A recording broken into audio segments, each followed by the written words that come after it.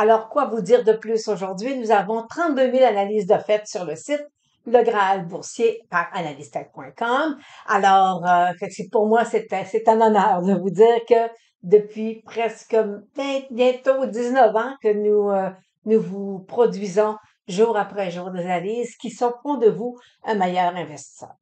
Alors, et vous savez que le mois de novembre, c'est le meilleur mois de l'année. C'est le mois qui commence les 6 prochains mois. Ce sont de très bons mois.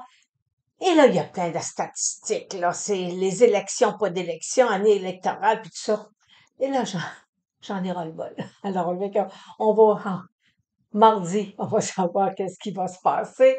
Alors, allons voir maintenant qu'est-ce qui nous a interpellés cette semaine. Alors, avant d'aller sur ce qui m'a interpellé cette semaine, ben aujourd'hui, on a la nouvelle là, que NVIDIA va rentrer dans l'indice du Dow Jones et il va remplacer Intel. Alors, et là, vous voyez le graphique. Là. On a Intel qui est à terre, qui est dans des bandes de Bollinger et NVIDIA qui est dans les sommets. Bon, NVIDIA n'était pas dans le Dow Jones comparativement au Nasdaq et au S&P 500. Alors, bon, ça va lui permettre de monter et descendre en même temps que les autres. OK? Alors, moi, je pense que il faudrait pas qu'Intel perde trop de plumes parce que sinon, ils vont regretter de l'avoir rentré. Mais en même temps, s'ils veulent se comparer avec le S&P 500, ben, c'était un joueur que Dow Jones devait inclure. Et cette semaine, on entend encore parler que les taux vont baisser sur le marché US, mais je veux juste vous dire, regardez là. Regardez les taux 10 ans ici montent. Alors, je pense que les taux 10 ans sont en train de nous dire que ça va coûter un peu plus cher se financer, peut-être aussi pour les grandes entreprises. Là. Alors, ils vont peut-être baisser les taux pour les petits consommateurs, mais pour les entreprises qui sont plus à risque, les taux vont peut-être rester élevés parce qu'oubliez pas que lorsqu'on évalue, on fait une évaluation d'entreprise, les taux 10 ans sont le taux qu'on doit privilégier. De plus, cette semaine, on a l'or qui nous a fait un nouveau sommet à 2795. Alors, vous voyez, les moyennes mobiles sont quand même très haussières. Alors, des replis, c'est normal. Alors, pour l'instant, on le laisse voguer à la hausse et on voit que présentement aussi, les petits titres, les small caps, là, qu'on appelle, les petits titres à 2 ou 3 $ là, dans le secteur mini métaux, ben, certains ont quand même du volume et que ça leur donne un peu plus de vie. Alors, c'est ça qu'il faut regarder présentement, mais ne pas oublier que les petits titres boursiers, c'est intéressant parce que ça peut avoir des rendements quand même exceptionnels, mais en même temps, il y a un risque qui vient.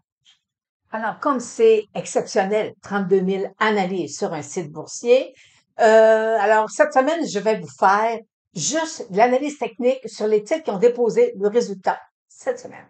Alors, on va débuter par Apple. Alors, le titre de Apple, vous savez que il y a une belle position dans le Dow Jones, le S&P 500 et le Nasdaq. Et là, ben, tout à l'heure, je vous ai dit qu'NVIDIA va se pointer. Et là, NVIDIA prend quand même de la force et ça serait peut-être lui qui viendrait déloger Apple. Alors, c'est à suivre comment Apple va se démarquer par rapport à NVIDIA qui rentre dans l'indice du Dow Jones. Et présentement, la seule chose que je vois, moi, c'est, là, je vais vous agrandir un peu le graphique. Ici, voyez-vous, on a un croisement des moyennes mobiles 8,34 et aussi on a un beau support à 218. Et il pourrait venir toucher, venir tester sa moyenne mobile 200 jours. C'est présentement que j'entrevois de négatif là, sur le titre de Apple. Et qu'est-ce que son Ishimoku nous dit? Ben, effectivement. OK, oui, écoutez, là, il est là, 218, là, 215, c'est le support. Apple ne doit pas prendre ça. Bon, Bristol, moi, c'est un titre que je trouve intéressant. Voyez-vous, il y avait des bandes de Bollinger. Et pour être capable d'aller chercher, voir jusqu'où le titre pourrait s'arrêter ou diminuer un peu sa croissance, on va aller voir. Voyez-vous, j'ai marqué ici Ishimoku. Fait qu'on va aller voir le Ishimoku. Qu'est-ce que son Ishimoku nous dit? Et là, je vais le mettre un petit peu plus à long terme. Et regardez, présentement, il est là sur Je vais lui sortir. Regardez, il est présentement sur une petite résistance. Après ça, la prochaine résistance que je vois, elle sera autour de 67 $ environ. Alors, fait que voyez-vous, c'est une belle traite, un beau titre là, qui a descendu, s'est accumulé, puis là, quand maintenant, ben, il a l'air à vouloir me dire, surveillez-moi. Caterpillar, regardez ici, j'ai un beau petit support ici, super beau, et j'ai marqué Ishimoku. Alors, on va aller voir pourquoi que le Ishimoku. Alors, on va aller voir pourquoi le Ishimoku m'intéresse. Alors, regardez ici, j'ai un beau support ici, là. Regardez, j'ai un support là, j'ai un support là. Alors, le 364 à peu près, là, c'est important sur le titre de Caterpillar. Chipotle, Chipotle est sorti hors de son couloir haussier. Il est venu tester sa moyenne mobile 200 jours. Rebond avec des indicateurs qui sont sur achat. On va possiblement, est-ce qu'il va venir refermer son gap ou il va venir tester ici, redescendre? C'est ce qu'on peut savoir la semaine prochaine.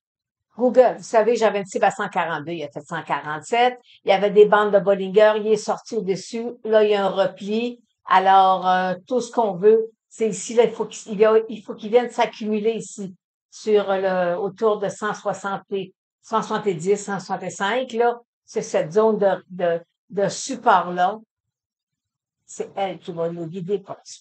Eli, ben, le marché n'a pas tellement aimé. Alors, il est sorti hors de ses bandes de Bollinger euh, le matin, puis il a rebondi. Et là, pour l'instant, ben, selon moi, je suis plutôt baissière sur le titre de Eli.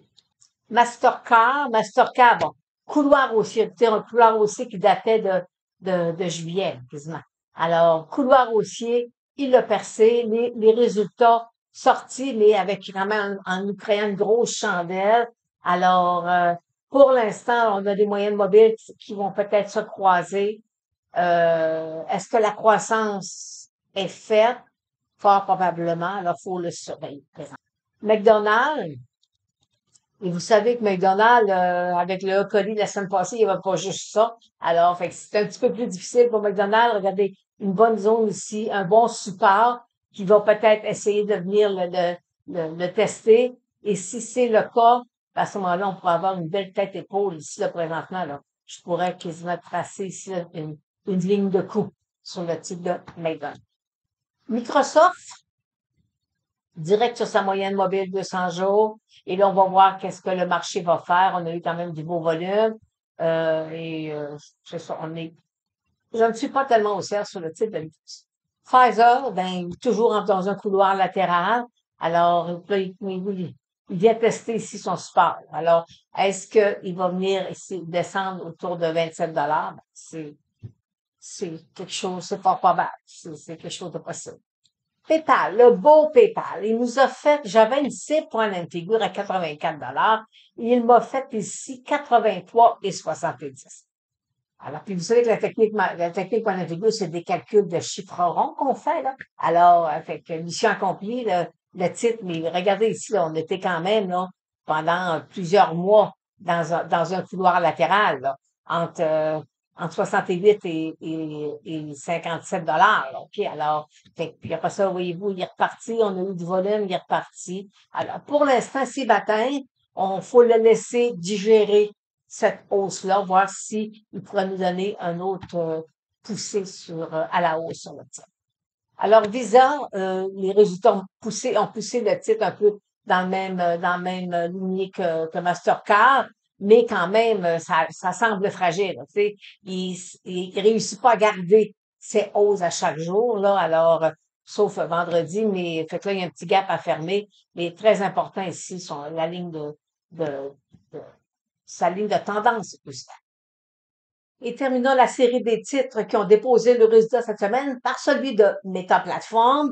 Vous savez, c'est un titre qui se maintenait dans un sommet depuis, et on a eu quand même le double sommet. Et là, tout ce qu'on voit, c'est un couloir latéral.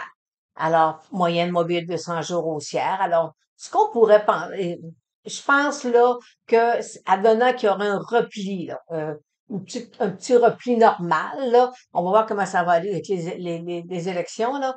Et à ce moment-là, sa moyenne mobile de 200 jours pourrait l'accueillir. Alors, allons voir maintenant les titres qui vont déposer le résultat la semaine prochaine.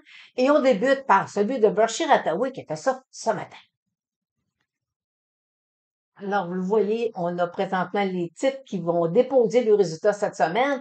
Cependant, on a Berkshire Hathaway qui a fait ça ce matin et il continue à vendre son Apple, des Bank of America. Son bénéfice est un peu à la baisse en raison de l'ouragan, puis les demandes d'assurance. Alors, fait que faut s'y attendre, là. C'est un secteur créneau pour lui. Alors, mais quand même, c'est une super de belle entreprise, hein. Alors, et on voit cette semaine, on va avoir Barry Gold qui vont déposer le résultat. On a Comeco, on a aussi, Canopy, Teva, on a Aurora, alors puis ADM. Fait qu'on a des entreprises là, quand même intéressantes parce que sont tous presque tous font tous partie du S&P 500. Et la semaine passée, la semaine qu'on vient de terminer, il y avait 169 entreprises sur les 500 qui ont déposé le résultat. Alors, fait que ça a brassé, là. On a eu des ups et des downs, là. On a eu des titres, là, quand même assez, qui ont brassé quand même, pas mal. Alors, fait qu'on se revoit mercredi dans notre direct. Et là, on va parler des titres qu'il faut surveiller. Et j'ai aussi Qualcomm, là. Ouais, qui techniquement parlant, peut donner quelque chose d'intéressant. Alors sur ça, ben, on se revoit mercredi dans notre direct, 15h55.